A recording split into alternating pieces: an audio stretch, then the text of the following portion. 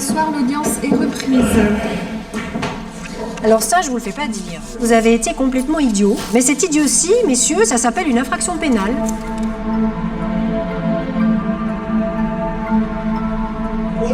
Vous cherchez quoi? Vous cherchez à rallonger votre détention? C'est ça? Pourquoi je vais la rallonger?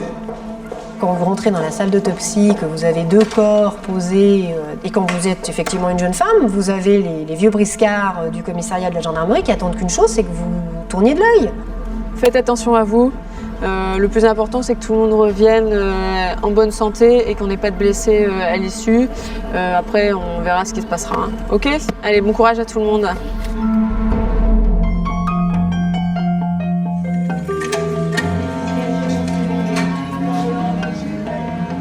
Ouais, pour moi, c'est un policier, quoi.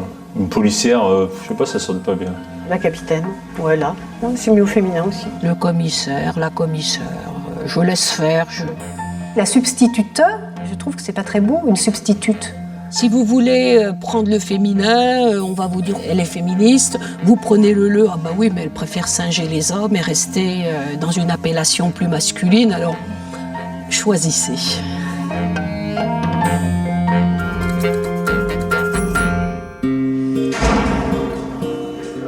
Maison d'arrêt de Luynes. Ici, 730 détenus sont en attente de jugement ou purgent leur peine. Tous des hommes.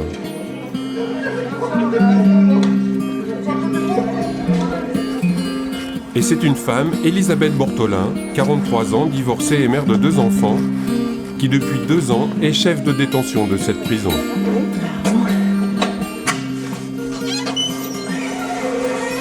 Tous les matins, le même rituel, se faire ouvrir 8 portes et 4 grilles pour atteindre son bureau.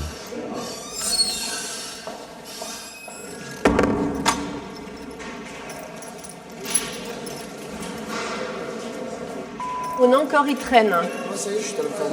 Vous êtes affecté sur le C? Je crois pas. Oui, bon, le C. Ah ouais. Non, mais tranquille. Ah. J'avais du sport.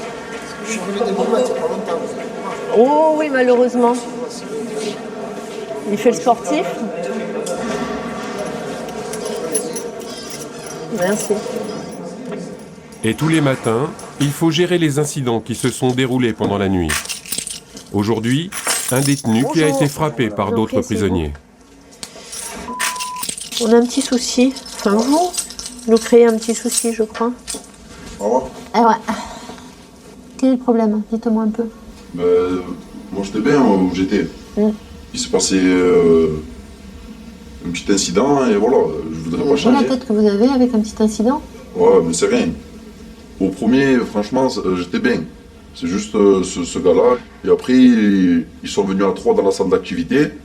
3 ou 4 et ils m'ont sauté dessus. On n'est pas là pour vous laisser vous cogner sur la tronche. Il m'a regardé de travers, il m'a mal parlé et bim, ça repart. Ça, on n'en veut pas. Donc, pour votre protection, pour le calme, le vôtre et celui avec qui vous avez eu souci, eh bien, voilà, il y a une mesure qui est prise. Aujourd'hui, on vous demande de changer de cellule. Oui, mais juste, s'il vous plaît, ne me mettez pas au rez-de-chaussée parce que, en fait, c'est pareil, ça va être même pire dans l'autre promenade. Ça permet d'assainir une situation. Après, on revoit, on fait le point ensemble dans peu de temps et on peut réajuster. Ça marche? À plus. Allez, bonne journée, bon De appétit. même. Elisabeth dirige une équipe de 162 surveillants. Tous les jours, il faut gérer les arrivants. C'est un peu de l'hôtellerie. Il ne faut pas mélanger les primaires qui ne connaissent pas l'univers carcéral et les habitués. Correct, calme, perdu, respectueux des personnels. C'est toi, Didier, qui l'a vu? Non, c'est toi. Il faut tenir compte du caractère et de la dangerosité de chacun des nouveaux venus. Fumeur. Profession coiffeur, ça peut être intéressant. Et il a 36 ans. Qui peut l'absorber en primaire? Tu prends? Le suivant. Il a 40 ans. Il est primaire également. Réservé. Il est non-fumeur. Très important. Affectation sur le bâtiment C en attente de travail. Allez. connu, reconnu, surconnu, 150e incarcération. J'ai travaillé. La seule chose, c'est qu'il faut qu'on les ait face Mirador. À Luynes, ils sont 128 hommes et 34 femmes pour surveiller les détenus. Alors ça fait quoi d'avoir un chef femme? Rien. Pour travailler dans l'administration pénitentiaire, il faut avoir du caractère. Et les femmes qui y travaillent, elles ont autant de caractère que les hommes. Voilà. C'est une question de caractère. Enfin, moi, au début, c'est vrai que quand je les ai vus arriver, il y a une quinzaine d'années, j'en doutais. Et je pense que j'ai plus de doute. Au début, les surveillants hommes étaient un petit peu réticents par rapport à votre arrivée. Très. Ah ouais, c'est vrai. Pour les trois quarts, on n'avait pas notre place en détention. Ouais. C'était plutôt à la cuisine à faire à manger pour le mari. Quoi. C'était ça l'image de la femme en détention. C'est en 1993 que les femmes sont autorisées à travailler dans les prisons pour hommes. Une nouveauté difficile à accepter pour certains anciens de la pénitentiaire. Nous, en tant que nana, nous étions de la chair fraîche. Et si on avait le malheur d'être à plusieurs à déjeuner entre nous, eh bien, nous étions obligatoirement des lesbiennes. Et si on avait le malheur de boire un café avec un collègue en ayant refusé le café à un autre, nous ne pouvions être qu'une salope. Entendu.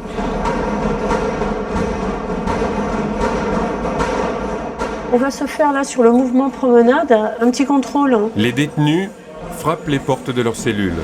C'est l'heure de la promenade. Ne le dites pas trop fort. Dans cette aile de la prison, les détenus sont jeunes et s'impatientent. Ce qu'on fait par contre avec le détecteur, on leur fait lever un pied et un autre. Un moment particulièrement tendu pour les surveillants. Elisabeth a décidé de faire un contrôle surprise. On commence par le fond de la coursive, les lumières, les télés sont éteintes. La semaine dernière, ils ont découvert des téléphones portables cachés dans les chaussures. Vous laissez la chaise en cellule. Hein.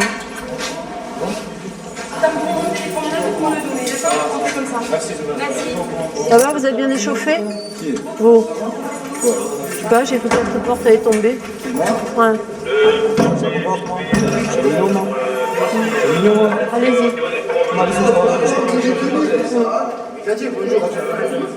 On a des gens de plus en plus difficiles en face de nous, des CAPSI de plus en plus, donc beaucoup plus de violence et complètement inattendu.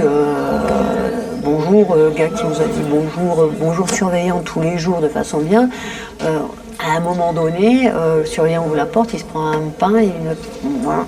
On ne sait pas pourquoi. Si on n'a pas une notion de solidarité, d'entraide, on est foutu, quoi. Pardon? Je dois dire quoi? Je fais un striptease gratuit ou quoi? Je regarde le temps que vous mettez alors que vous devriez être prêt. Moi, Plus que prêt. Depuis 8h30, voilà. Je suis là, j'attends, je voulais vous envoyer veille, ça à la fin. La veille, ça se met. La veille? Eh oui. Ça va 8h, c'est pas la veille.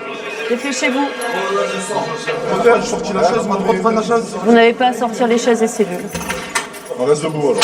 Comment? On reste debout en activité. Eh bien écoutez, si au fur et à mesure les chaises n'étaient pas détruites quand on les met en salle d'activité, ça irait mieux. Ça fait 3 ans D'accord? 3 ans que je remets ma chaise en activité. Moi. Oui. Il n'y a jamais eu de chaise en activité. Et moi je vous dis qu'il y en a eu. C'est terminé. J'ai un rendez-vous à 9h30. Et il faut que je le papier. C'est le médecin. Eh bien il reste en cellule et il partira de la cellule pour aller chez le médecin pour être à l'heure. Comment ça? Dans 9h30, regardez, dans 10 minutes vous avez rendez-vous. Allez, on y va. Et on y va là.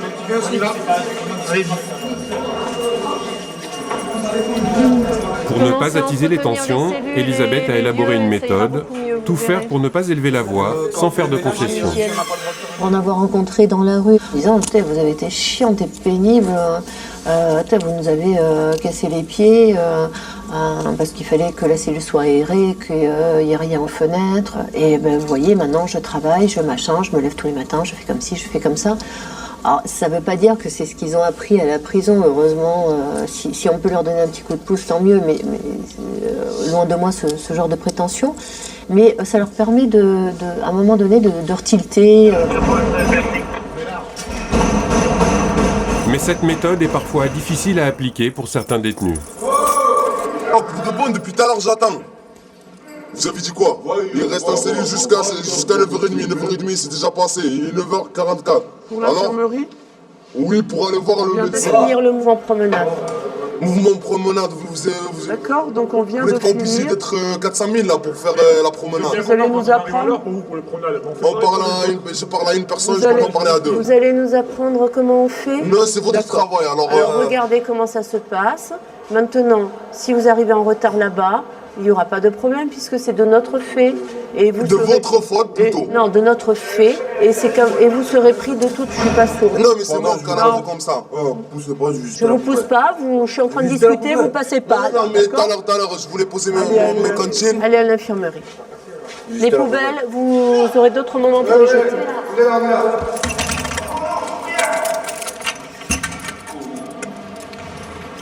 Jeune homme, vous cherchez quoi là?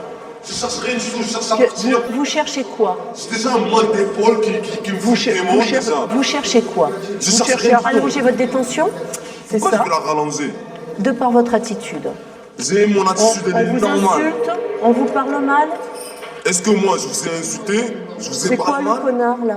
Connard? Ouais. Connard, je vais le dire à une femme. Ça se dit même pas à une femme déjà d'une. Et de deux, je l'ai pas dit. Alors je vois pas.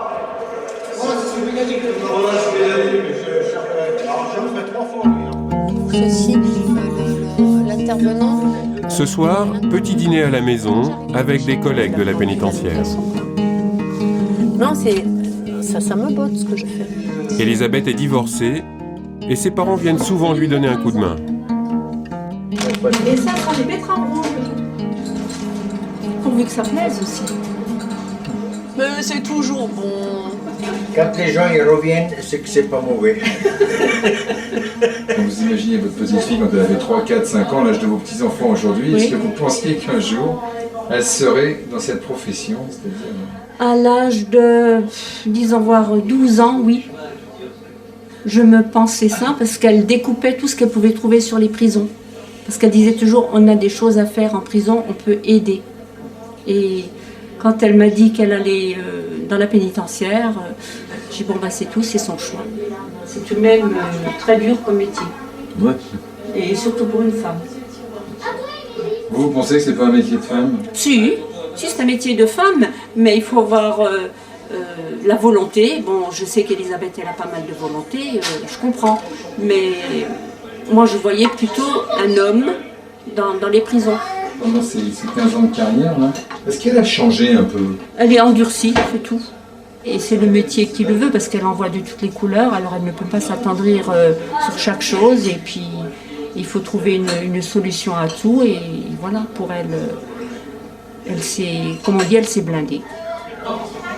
Je suis moins dans la compassion, machin. Si, je suis comme ça tout le temps, mais attends, moi, j'en crève, quoi. J'en crève, hein. Il y a des audiences qui me font mal aux tripes, au boulot, mais après, tu peux pas prendre toute la misère. J'ai besoin, quelque part aussi, de cette protection pour pouvoir être bien avec mes mouflés, quoi. Et puis, c'est le plus important. Sortez la cuisine, c'est sûr.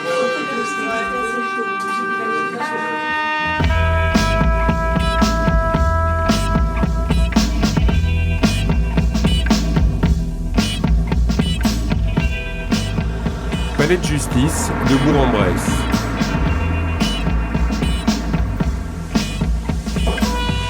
Marie-Christine Tarard est procureure de la République depuis 22 ans.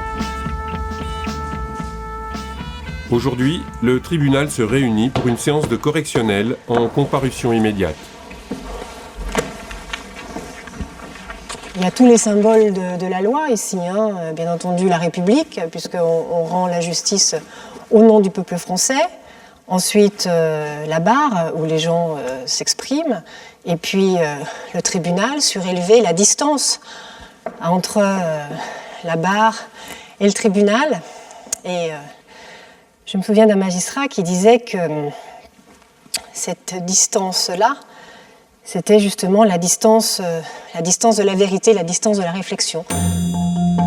Mais il y a une originalité pour ce procès. À part le prévenu, il n'y a pas un seul homme. On a aujourd'hui une composition totalement féminine, avec en plus une greffière et 2 avocates l'une en défense et l'autre comme partie civile. Voilà. Avec un prévenu masculin et 2 victimes masculines. Voilà. C'est un peu particulier, on n'a pas fait exprès. Hein, mais... Il y a un côté maman un peu, hein, on a l'impression, enfin, si toute proportion regardée, on se dit tiens, il y a des personnes qui font des bêtises. Voilà. Ouais, c'est vrai quand même, les femmes commettent moins d'actes de délinquance que les hommes, ça c'est une réalité.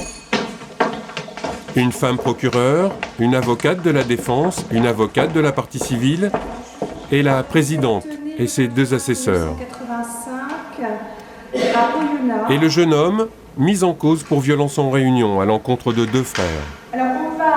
Une histoire d'homme, une bagarre qui a dégénéré après une course-poursuite en voiture. Conséquence des coups reçus, les 2 victimes ont perdu connaissance. Quelle justification vous pouvez quand même nous donner sur ce déchaînement de violence? On rigolait tout au début par rapport à sa voiture et la mienne, et on s'est disputé, ça agitait un peu. Puis je les ai presque pas frappés en fait. Presque pas frappés. C'est qu'une fois qu'en fait il y en a un qui a attrapé l'autre, là j'ai donné 2 ou 3 coups en fait. Des coups de quoi vous avez donné? Des coups de poing. Des coups de poing. Alors qu'ils étaient par terre, pourquoi est-ce que vous continuez de frapper? En fait, une fois qu'on était dans la bagarre, on ne savait pas que ça allait terminer jusque-là. On ne savait vraiment pas qu'ils étaient dans un état comme ça. Quoi. Vous n'avez rien d'autre à ajouter? Maître Dino, je vous donne la parole pour les victimes. Aujourd'hui, il y a des conséquences. Il a été détecté, notamment par le docteur, qu'il pourrait y avoir une commotion cérébrale et en tout cas un hématome, et qu'il faut des examens pour savoir s'il n'y a pas un danger vital pour... Voilà où on en est pour une histoire de ta voiture est plus puissante que la mienne. C'est enfantin, mais les conséquences sont gravissimes. Je vous remercie, maître. Madame le procureur, vous avez la parole. Alors des faits de violence en réunion, effectivement, dont vous êtes saisis, des faits extrêmement graves, cela a été dit par la partie civile. On a véritablement des flaques de sang qui ont été constatées sur la chaussée, ce qui démontre la violence des coups qui ont été portés sur les victimes. Ce n'est pas une hypothèse d'école, monsieur, que de voir des gens comme vous un jour comparaître devant la cour d'assises parce que les coups qui ont été portés avec une telle violence que finalement, la personne en est décédée. Et après, c'est un peu court que de venir à la barre et dire « je regrette, je ne l'ai pas fait exprès et je ne pensais pas que ça irait jusque-là ». Parce qu'on ne sait jamais, monsieur, ce que la violence peut entraîner, ce que la violence peut générer. Donc en répression des faits qui sont reprochés à monsieur, je requiers à son encontre une peine de 18 mois d'emprisonnement, dont vous pourrez assortir une partie d'un sursis de l'ordre de 10 mois. Ces victimes seront à indemniser et de la manière la plus rapide et la plus complète possible. Très bien, je vous remercie. L'audience est suspendue. Le tribunal se retire pour délibérer. Pendant le délibéré, petit regard féminin sur un délit typiquement masculin. C'est pas quelqu'un qui aurait des tas de procédures en cours, c'est pas ça du tout. Hein. Non, mais je pense qu'il y a effectivement cette espèce de petite intolérance à celui. Voilà, c'est vrai. C'est typiquement de voiture de femme. Non, pas du tout en train de dire oh, c'est une voiture. Encore que ça évolue, hein. C'est-à-dire que dans les jeunes générations, pour les places de parking, ça ne va pas au-delà finalement on que. En lui disant oh, ta voiture, elle est beaucoup moins puissante que la mienne. C'est-à-dire que nous, les voitures, on s'en fiche un peu quand même. Le frère de l'accusé, lui, regrette que le tribunal soit exclusivement féminin. Le tribunal doit représenter le peuple. Le peuple n'est pas fait que de femmes. Devrait être mixte. C'est vrai qu'il y a les lois, après une interprétation des lois qui n'est pas pareille par des hommes. La femme. Tout à l'heure, il y avait l'avocate qui a rigolé quand on a parlé des caractères des hommes un peu qui friment un peu en voiture. L'avocate a rigolé. Alors, ça montre bien qu'il y a une différence entre les hommes et les femmes. Vous pouvez vous asseoir, l'audience est reprise. Le tribunal vous reconnaît coupable des faits qui vous sont reprochés. En répression, vous condamne à la peine de 20 mois d'emprisonnement, dont 8 mois assortis d'un sursis avec une mise à l'épreuve pendant 2 années. Le condamné part directement en prison et devra purger 1 an ferme. Est-ce que les femmes sont quand même pas plus sévères? Je pense que c'est dans l'imaginaire des gens, ça. Peut-être qu'il y a, je sais pas, 50 ans, 60 ans, quand les premières collègues ont commencé peut-être à arriver dans ce milieu d'hommes, elles ont peut-être été obligées de jouer un peu, je sais pas moi, de se masculiniser un peu pour pouvoir se faire respecter, je sais pas. Mais qu'on soit homme ou femme, c'est vrai qu'il faut éviter de se... Le but, en tant que magistrat, de se projeter ou de s'identifier aux victimes et aux prévenus. C'est pour ça que la différence, elle s'estompe entre un homme et une femme magistrat. 10h30. Ouais.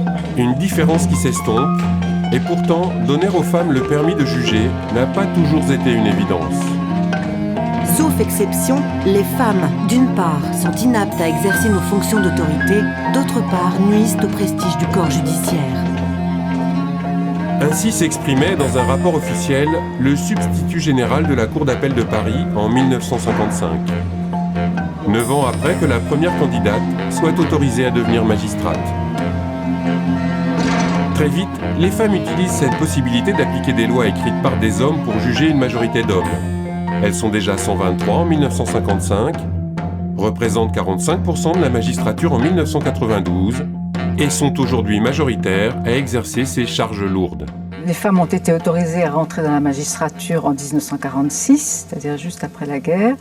Il y avait eu plusieurs tentatives auparavant pour les faire rentrer, mais bon, qui échouaient toujours parce que on disait que les femmes n'ayant pas les droits politiques ne pouvaient pas être juges, voilà.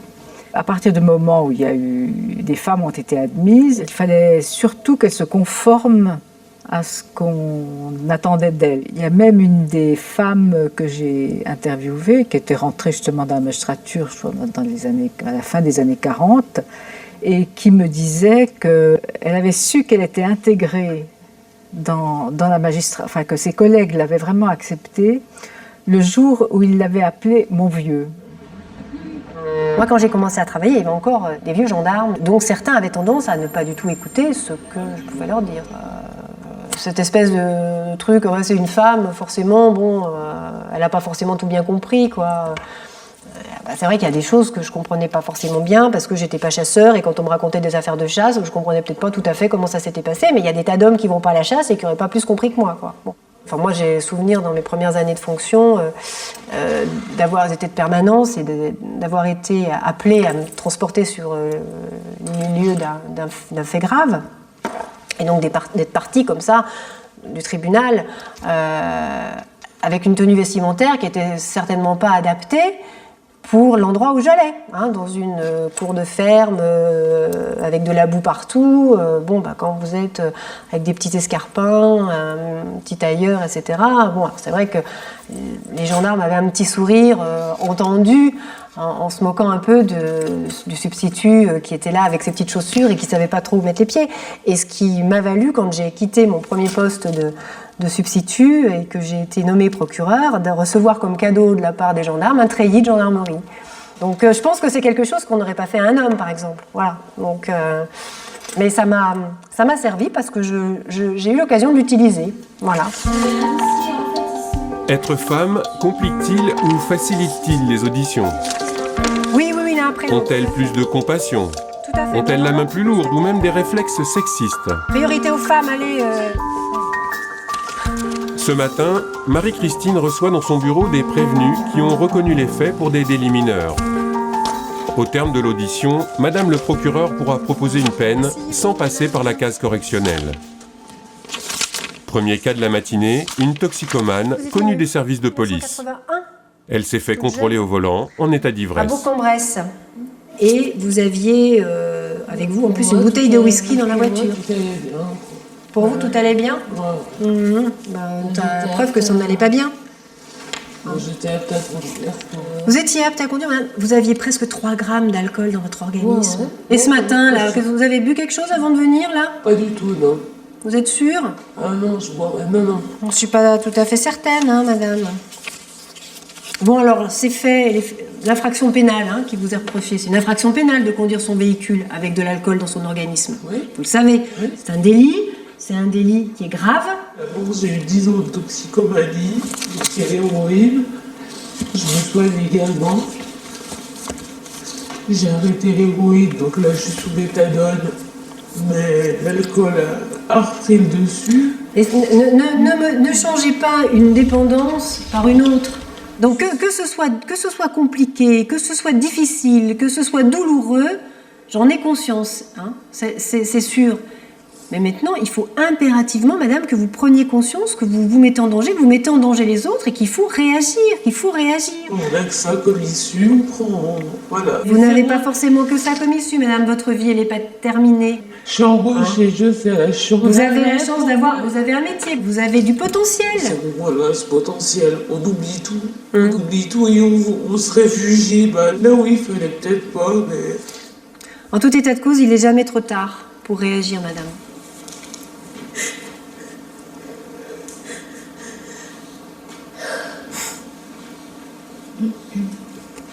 Je ne peux pas vous proposer une peine de principe parce que c'est très grave et je pense que la gravité de la sanction, elle doit vous permettre de comprendre à quel niveau de gravité était votre comportement. D'accord ? Alors moi, je vais vous proposer, donc à titre de peine, une peine de 5 mois d'emprisonnement assortie d'un sursis avec mise à l'épreuve pendant une durée de 3 ans. Ça veut dire que cette peine d'emprisonnement, vous ne l'effectuez pas si pendant 3 ans, vous respectez les obligations qui sont mises à votre charge. Et parmi les obligations que je mets à votre charge, c'est l'obligation, bien entendu, de suivre et de poursuivre les soins que vous avez entrepris pour traiter votre problème de dépendance. Et moi, je vous propose une annulation de ce permis de conduire avec une interdiction de le représenter avant l'expiration d'un délai d'1 année. Je suis pas idiote, j'ai 28 ans, j'ai 10 ans de permis, j'ai jamais eu un accident. Bien sûr, j'en ai pris conscience. J'ai toujours respecté tout. Une prévenue qui ne fait preuve d'aucune agressivité pour une peine qui sera facilement acceptée. Voilà. Pourtant, être procureur, c'est souvent être confronté à des personnes violentes.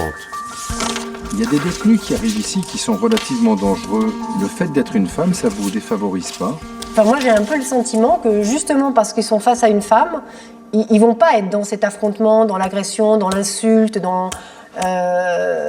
et que quelquefois on voit des procès-verbaux où on lit que les gens ont été extrêmement injurieux, enfin bon, on dit des choses.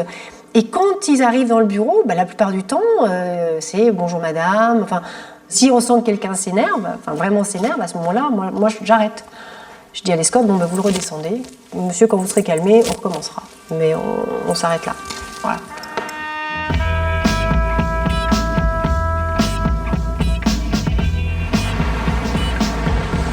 Roubaix. La numéro 2 du commissariat central est ici une jeune maman de 30 ans. Vous allez bien? Ça date? Commissaire depuis 2 ans, Élise Cyr-Jacobs a fait Sciences Po et du droit pénal avant de réussir le concours. Donc un petit t-shirt pour pas avoir trop froid. 5 ans d'études pour avoir le droit d'enfiler la tenue réglementaire. Donc le gros blouson hiver. Ça peut apparaître comme un peu difforme pour une femme. Je veux bien le reconnaître. Donc ça, c'est la tenue de service général qui se porte donc toujours, dans tous les cas, avec le gilet pare-balles. Pour les chaussures, c'est les type Rangers, quoi. Super féminin. mais c'est confortable. Et pour les grands jours, il y a aussi la tenue de prestige. Donc, alors là, il y a une distinction qui a été faite entre les hommes et les femmes. 2 distinctions. Donc la jupe longue, qui arrive au genou, et le chapeau, ce qu'on appelle le tricorne. Voilà. Ah, par contre, il y a les cheveux, effectivement, à chaque fois, il faut adapter les cheveux. Voilà, donc ça, c'est le tricorne, et qui est spécifique pour les femmes commissaires. Donc là, il y a une distinction. Aujourd'hui, le commissariat est mobilisé pour une mission à risque. Élise a convoqué ses équipes pour le briefing. Bonjour. Une femme qui dirige 350 hommes, une image très éloignée du mythe qui fait de la police un métier d'homme.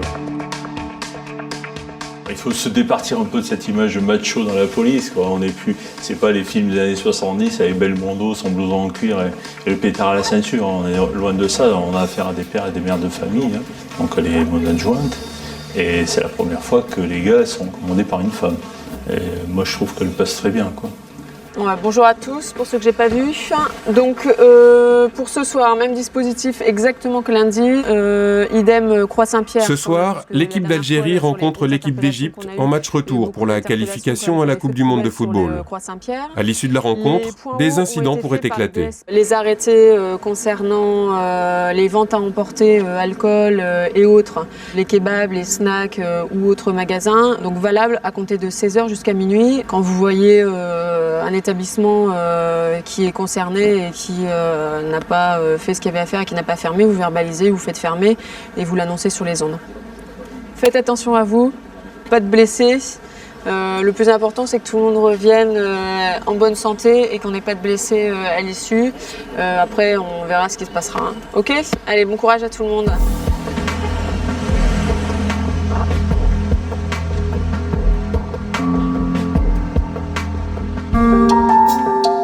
Marie-Louise Fimeyer a connu l'époque où il n'était pas évident pour une femme de commander un service de police.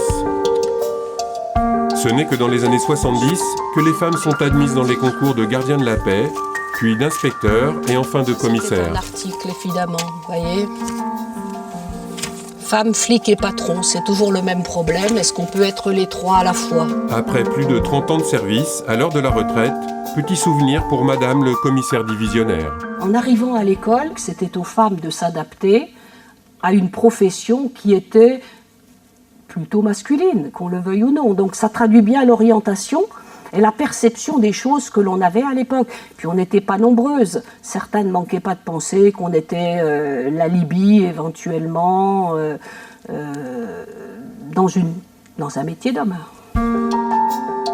Marie-Louise prend son premier poste de commissaire à Strasbourg en 1978. Elle a 25 ans et dirige une équipe exclusivement masculine. Quand on arrive, on vous regarde. Il y a le bouche à oreille qui a fonctionné auparavant. Il y a des filles qui arrivent. Enfin, vous voyez bien qu'on vous regarde un peu quand même comme une bête curieuse. Parce que les femmes inspecteurs à cette époque, on les trouvait dans les brigades des mineurs, dans les services de délégation judiciaire, mais relativement peu dans des services, j'allais dire, extrêmement opérationnels ou très dynamiques. On a été naturellement prudente, probablement plus attentive, plus à l'écoute, plus observatrice, et n'hésitant pas à prendre des conseils auprès de nos anciens. Aujourd'hui, presque 25% des postes de commandement dans la police sont attribués à des femmes. Annie Requin, 45 ans et déjà 24 ans de métier derrière elle. Un quartier sensible, vous nous suivez ? Commandant, elle est chef de l'unité sécurité et proximité de Sainte-Geneviève-des-Bois, en banlieue parisienne. Elle gère 86 policiers, dont 15 femmes. Et pour les patrouilles, elle veille à équilibrer les effectifs. Selon les interventions, c'est bien qu'on ait une femme dans les brigades, 2, pourquoi pas, mais 3, ça deviendrait peut-être un peu critique dans le sens où on pourrait se retrouver un jour un équipage de femmes et ça, peut-être sur les interventions, c'est pas forcément souhaité, ne serait-ce que pour les rapports de force. Chauffeur, vous refaites un tour, Allez, on avance, on va descendre tous. Ce matin, opération chien renifleur dans une barre d'immeuble à la recherche de stupéfiants. Allez, go!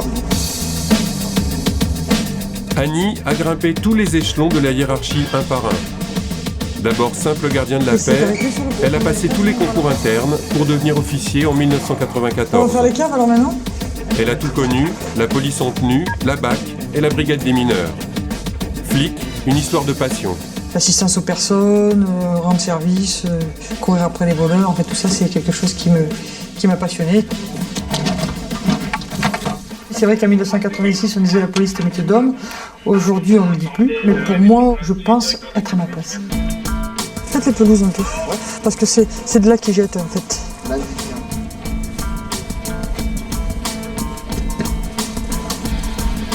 Vous faisiez quoi dans les étages ? Vous faisiez quoi dans les étages ? Mais là, je sais pas, je voyais la bouche, Et il habite où, l'ami ? Une vie de flic à temps plein, mais une vie privée à temps partiel. Annie a longtemps fait passer sa passion avant toute chose. Je suis restée célibataire un certain temps pour dire, bon, j'avais une vie, mais je ne m'impliquais pas dans une vie familiale et de couple pour pouvoir préparer mes concours et m'investir. Parce que à une époque de ma vie, c'était ma priorité. Peut-être le seul regret que j'ai, c'est peut-être la parenthèse qui a fait que je n'ai pas d'enfant aujourd'hui, mais bon, moi je mets ça sur la vie. La première, elle a des trous. La première, elle a des trous. C'est une touche féminine, ça, quand même. Ah, c'est une touche maman. C'est une touche maman, ouais, on va dire c'est une touche maman. Pas féminine, maman. Maman, ouais. Des jeunes, je parle des jeunes filles, elles sont un peu différentes des jeunes hommes quand elles sont... Non, elles sont pareilles. Elles sont déterminées, elles ont le même dynamisme et la volonté que les gars. C'est vrai que quand on Il faut s'imposer peut-être plus. Il faut démontrer qu'on est capable. Faut... Il y a un moment d'intégration, mais une fois qu'on est intégré, c'est bon. Il y a des femmes sur le terrain qui, excusez-moi messieurs, mais qui tiennent plus la route que certains gars. Mais on n'est pas des garçons manqués, pas forcément. Messieurs, qu'est-ce que vous en pensez, messieurs? Heureusement pour nous. Quand vous tombez sur des violences conjugales, mieux vaut une collègue féminine au contact d'une victime que nous. Elles vont avoir plus le contact et nous on n'est pas à l'aise du tout. Et alors vous arrivez à garder votre féminité, visiblement? Oui. Ouais, et c'est pas trop dur ça? Non. Le costume il est pas... Non. Pas très saillant, on va dire. Non. Bah, moi, c'est vraiment un costume, un uniforme que j'ai vraiment voulu mettre depuis vraiment mon enfance, quoi. Moi, c'était vraiment, je jouais pas à la poupée, je jouais au pistolet, quoi. Moi, c'était vraiment. Donc, pour moi, c'était un rêve. Allez, on contrôle, hein. On contrôle. C'est du systématique, hein. Mais je crois qu'une femme doit en faire davantage. Il faut qu'elle en fasse plus qu'un homme. Il faut qu'elle fasse le petit quelque chose, qu'elle soit plus attentive, qu'elle soit plus à l'écoute des gens, qu'elle soit peut-être plus disponible. Parce qu'indiscutablement, il y a une comparaison qui se fait. Les collaborateurs vous compareront inévitablement à un commissaire de police homme. Retour dans les rues de Roubaix. Le match Algérie-Égypte se termine dans un quart d'heure, tout est calme. D'accord. Bon. Élise, la jeune commissaire, est au téléphone avec son mari. Oui, ils sont dans un des tiroirs là. D'accord. Il faut lui remettre la tétine si jamais. Ce soir, il est seul pour s'occuper de leur bébé de 6 mois. Ce que je note après. Oui. Les interpelles, elles ont été faites aux alentours de 19h30, apparemment des mineurs qui avaient des bonnets de péruviens. À tout à l'heure. Oui. T'es encore là? Ouais. Donc je te disais le 3e tiroir en bas. Voilà, c'est ça. Bon, allez, à tout à l'heure, ok? Bon appétit. D'accord, ok, ça marche. À tout à l'heure. Bah, bravo, il faut tout gérer en même temps quand même. Hein. Oui. C'est mal, hein?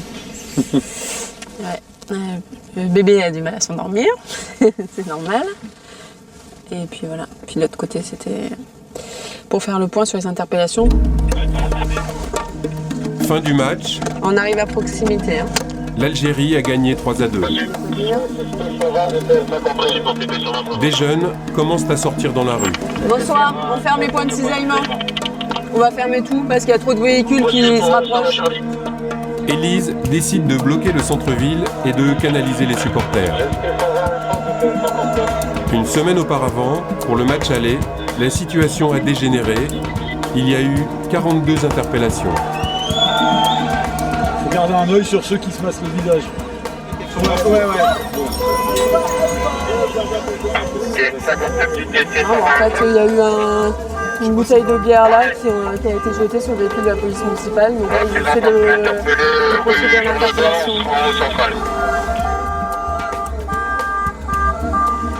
Bravo. Donc interpellation de la personne qui a projeté au jet de pile sur les militaires de l'EGM. Donc il montait actuellement le véhicule de la BSU. Petit débrief à l'adjoint au maire, inquiet. Police 3. Police 3, délinquant 0. Vous avez tous été interpellés là. Ça rigole pas. Hein. 3 interpellations plus tard, les rues de Roubaix se vident. Au final, une soirée plutôt calme. Policières, procureurs ou surveillantes de prison, elles sont femmes de loi. Leur quotidien est d'appliquer et de faire respecter la loi. Ouais, 31e chambre, c'est en dessous la 10e. Catherine Charles, elle aussi, est une habituée des prétoires et des prisons. Mais de l'autre côté de la loi, celui des femmes, compagnes ou mères de détenus. Aujourd'hui, Catherine se rend au palais de justice de Paris. Pardon, monsieur. Elle connaît bien les lieux. Elle va assister à un nouveau procès de son fils Christophe. Cette fois, il est poursuivi pour avoir transmis en prison un rouleau de scotch au braqueur Antonio Ferrara. Un acte anodin qui, pour la justice, pourrait être le signe d'une évasion en préparation. Et un procès, c'est aussi l'occasion d'apercevoir son fils. Un fils qui ne serait libérable qu'en 2045. Condamné une première fois à 5 ans de prison en 1989 alors qu'il est encore mineur, Christophe Quider enchaîne des peines toujours plus lourdes. 6 ans en 1997 et surtout 30 ans pour meurtre et vol à main armée en 1999 pour un braquage de convoyeur de fonds qui a mal tourné. En 2001, il tente de s'évader de Fresnes avec un codétenu. À bord de l'hélicoptère, 3 complices, dont son frère Cyril. La belle échoue et un gardien est grièvement blessé. Christophe Quider est de nouveau condamné, cette fois à 15 ans de réclusion. Et puis, en février 2009, il remet ça. Profitant d'un parloir, il s'évade avec un complice de la prison de Moulins. Une cavale de 2 jours qui finit sous le feu de la police et une balle dans le poumon. Aujourd'hui, à 38 ans, Christophe Quider est l'un des 10 détenus les plus surveillés de France. Après 6 heures de procès, Catherine Charles ressort de la salle d'audience.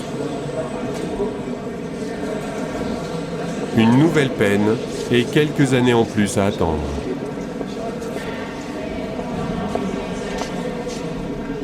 Deux ans et demi. Ça fait 30, plus 15 là, ça fait 45, plus 3, 48, plus 2,5, 45,5. Hein, on tombe dans des chiffres, encore une fois, de science-fiction. Catherine, comme après chaque audience, est entourée par les membres de l'association Harpie qu'elle a créée pour sortir les longues peines de l'oubli. Un quotidien chaotique mais un cœur de mère indestructible dans la crainte permanente d'une mauvaise nouvelle. Bien sûr, c'est grave ce qu'il a fait. Le dernier parloir où j'avais été, il m'avait dit « Maman, elle était extraordinaire, la mère du jeune Humbert, tu sais, cette femme qui a euthanasié son fils. » Et moi, je ne comprenais pas. Je disais « Mais oui, de toute façon, elle a abrégé ses souffrances, mais je sais pas, ça doit être terrible, je sais pas, moi, je pourrais peut-être pas faire un truc comme ça. » Et j'ai saisi toute l'importance. Il m'a dit, c'est une mère extraordinaire. Imagine-toi un fils qui peut plus se gratter, qui peut plus rien faire et qui te demande aide-moi à mourir, c'est le plus bel acte qui soit. Et tout ça, ça m'est revenu. Il est en train de me dire, s'il se passe quelque chose, il faudra que tu acceptes que je préfère mourir plutôt que tu me gardes vivant pour ton confort affectif ou moral. La maison d'arrêt de Lyon-Corbas où est emprisonné Christophe Quider permet aux familles des détenus à l'isolement de leur apporter, à l'occasion des fêtes de Noël, un colis de 5 kilos. Alors Catherine, pour l'occasion, a mis les petits plats dans les grandes barquettes. Ça c'est... rillettes de saumon faites maison. Faites maison, par Francine. Là, on a un émincé de bœuf mariné. Gambas sautées. Et des acras de crabe. Et c'est vachement important qu'un mec en tôle, donc mon fils en l'occurrence, Christophe, il puisse aussi avoir un repas bien plus qu'amélioré, exceptionnel. Oui. Alors ça c'est la barquette de l'amitié. L'amitié, oui. C'est pas la boîte de Pandore, c'est que du bon là-dedans. Voilà, il n'y a pas les mots de la terre. Voilà. Là c'est, on a dit... La fraternité. La fraternité. La tendresse. La tendresse. La tendresse, bordel. Alors c'est impératif en prison que les crevettes soient décortiquées. Et contrairement à la légende, on ne peut pas rentrer d'orange en prison, faut le savoir. Ni de clémentine, ni... d'accord. Donc c'est vraiment un mythe. On peut ramener que des produits cellophanés, mis sous vide et transparents. Parce que nous sommes tout doit être transparent. Même une orange pourrait cacher une arme ou un explosif. Dans les barquettes, ça perd de son cachet forcément. Mais je suis particulièrement contente là. Elle vient de le faire, je vais aller le mettre au frais et il l'aura demain. Donc c'est super. 8h du matin, direction Lyon pour le parloir de Noël. sois là ce soir quand même. Tous les mois, Catherine fait la route pour voir son fils. 10 heures de voiture dans la journée pour 45 minutes à passer avec lui. C'est Catherine, il est là, Cyril? Je ne sais pas, je vais lui souhaiter son anniversaire. Cyril, bon anniversaire. Hein. Au bout du fil, son autre fils, Cyril. Tu bosses pas? Ouais. Après avoir purgé une partie de sa peine pour la tentative d'évasion, il est aujourd'hui en liberté conditionnelle. Voilà, je vais dire à Christophe que je t'ai eu, que tu l'embrasses.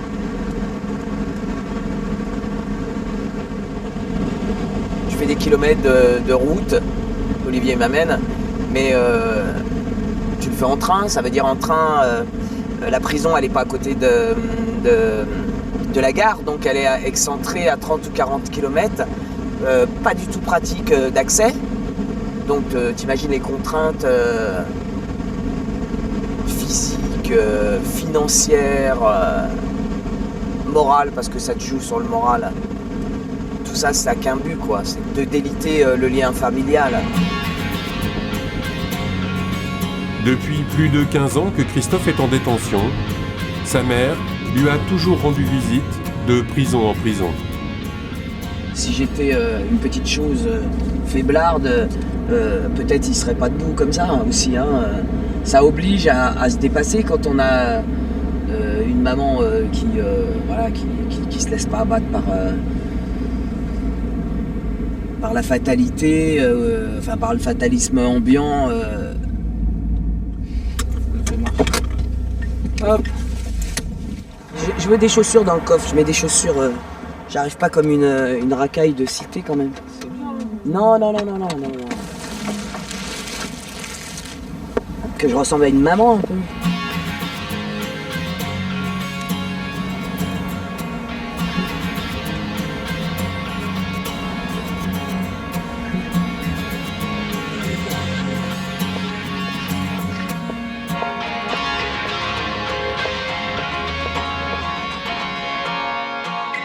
Exceptionnellement, pour Noël, le parloir a duré 1h30.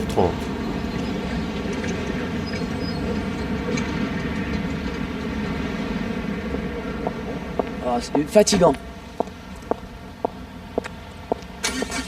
Et ça faisait un moment là que je l'avais pas vu, que je t'ai pas vu.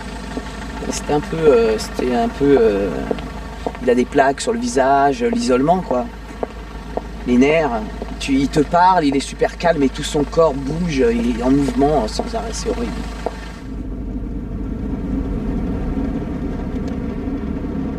Je suis épuisé après chaque parloir. Ça fait 15 ans que ça dure.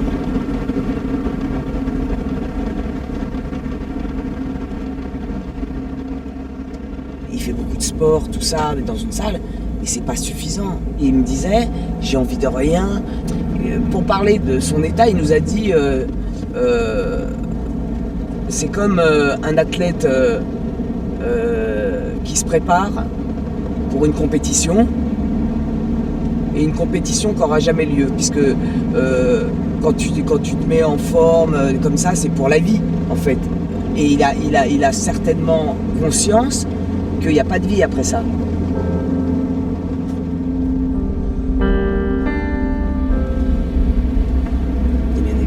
Que je suis une maman, donc même si ça va, j'encaisse, c'est toujours douloureux, de se sentir impuissante face à la souffrance de son enfant.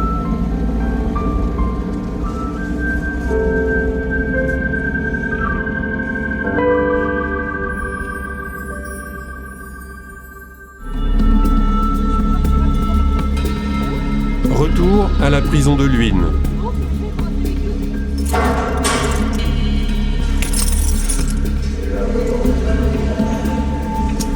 Pour sa tournée du matin, une mauvaise nouvelle attend Elisabeth, la chef de détention. Pendant la nuit, un détenu a tenté de mettre fin à ses jours.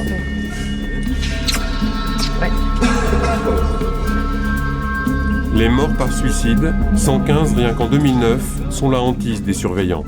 Comment il s'appelle? À 4h du mat, les agents ont super bien réagi. massage cardiaque, bouche à bouche, tout ça.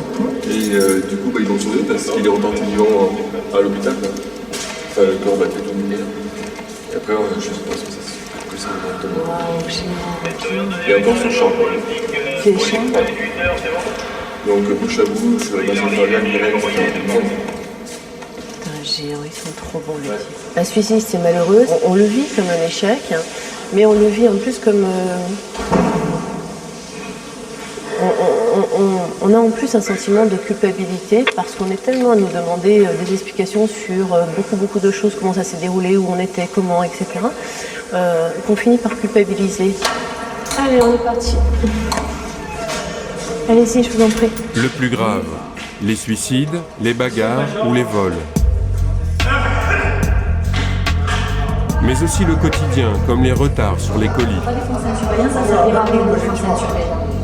Autant d'événements qu'Elisabeth doit résoudre au plus vite pour éviter que les tensions ne s'enveniment entre ces hommes, enfermés parfois pour de longues années. Il est où le sac de bain? Je t'ai le problème. Quand? Depuis le 16 décembre. Il y a d'autres moyens de communication que taper comme des jovards. Yes. Yes, c'est? Ouais. Allez, on est parti. Alors pour les anciens, comme cet habitué de l'univers carcéral, l'arrivée des femmes en prison a été une vraie révolution. Au tout début, la première fois que j'ai vu une femme, c'était à la maison d'arrêt de Nice. Et je me souviens toute ma vie parce que c'était une blonde, et une belle femme en plus. Je ne suis pas resté choqué, mais je suis resté interloqué parce qu'elle m'ouvrait la porte le matin. Et je vois cette femme-là. J'ai dit, mais je rêve ou... Voilà, c'est marquant, quoi. C'est quelque chose qui reste. Je crois que c'est très très important que le métier se féminise. Parce que la femme, c'est la femme et ça restera toujours la femme, c'est sûr. Hein. Ça apporte un peu de douceur, ça apporte un peu de bienveillance. Voilà. Rien que le parfum d'une femme, le parfum.